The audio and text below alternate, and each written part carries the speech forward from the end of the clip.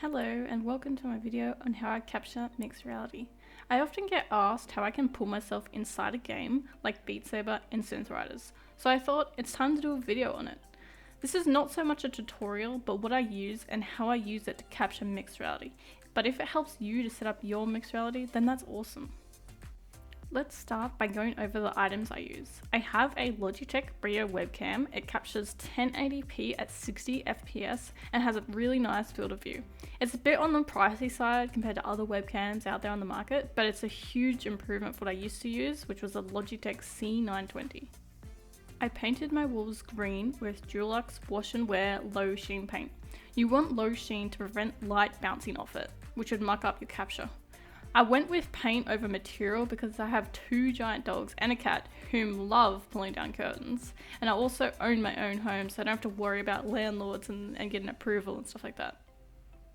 I like to capture my entire body in mixed reality, so my flooring needed to be green as well. I went with interlocking foam matting. It is comfortable to stand on, easy to set up to the length and width you desire, easy to clean and fairly pet friendly. The only downside to it is that I find it's a bit too grippy for my shoes, which makes it harder for me to dance, so I just wear socks instead. I have a large window in my room that I obviously couldn't paint green, so I put up some green curtains. They're not the exact green as my paint, but I've not had any issues with keying the colours. And last but not least, lighting. This is very important, as poor lighting will result in issues like shadows, keying difficulties, and overall quality of capture.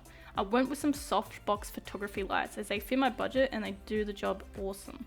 You can adjust the height and angle easily, and they put out a great deal of light. I do find I get a bit warm standing in front of them for 4 hours in a small room, but a fan or aircon does the trick to keep you cool. These are just the items I use. You can use many different and cheaper items and still achieve excellent green screen results.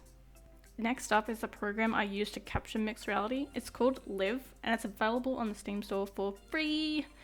This program takes your webcam capture and syncs it up with games to make it look like you're inside the game. Not every VR game is compatible with Live. I put a link in the description for all the current supported games.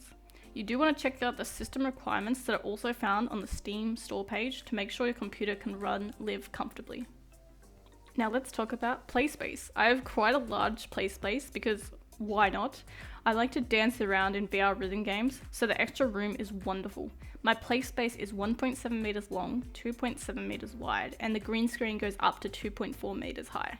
I have my lights, webcam, and PC behind me. The webcam is mounted high up on the wall to allow for the greatest field of view capture with the two lights in either corner. And now on to using the Live program. Once you've booted up Live, you'll see a screen with launch capture. This is what I use for my Rift S. Once clicked, it will bring up another screen with some settings to configure. Go to camera, where you should then see camera profiles. You want to click the camera with the plus sign in it to add a new camera. The type will be video camera. The device will be your desired webcam. And then you will select your preferred resolution. Your options will vary based on what camera you have. For the Logitech Brio, I run 1920 by 1080p at 60 FPS. You can also run at 30 FPS, but I find the green screen keying is not as smooth compared to running at 60 FPS. Once you have chosen the resolution, give the profile a name and click save. Once you have the camera at an angle and height that you're happy with, you can look at keying. You will want to match the green as close as possible to your green screen area. You can use the color picker tool as well. Once you are satisfied with the color matching, you will then go to the threshold setting. This is where we key out the green.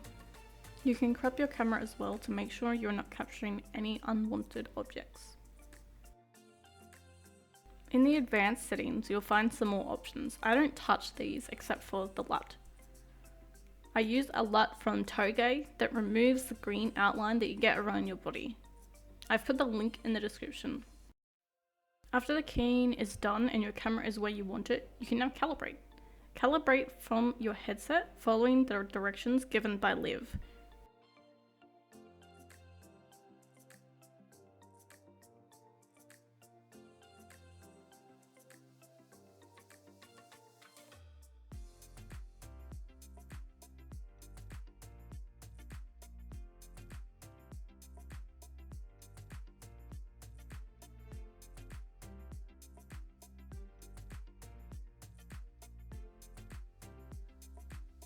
You can then tweak your controllers so that they line up evenly.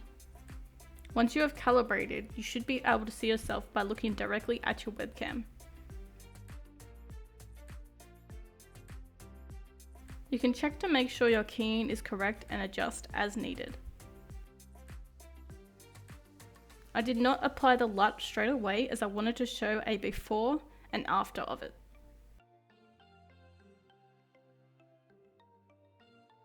You will want to go to output settings in Live to set your desired resolution. The monitor is which one Live will show up on. I have two monitors so I can put it on the most practical one. Now when you go to capture, you will see Live enabled and possibly supported games, provided you own some. Set your target resolution, and then you can sync and launch through Live, or you can launch the game as normal, and as long as Live Capture is open, it will sync up.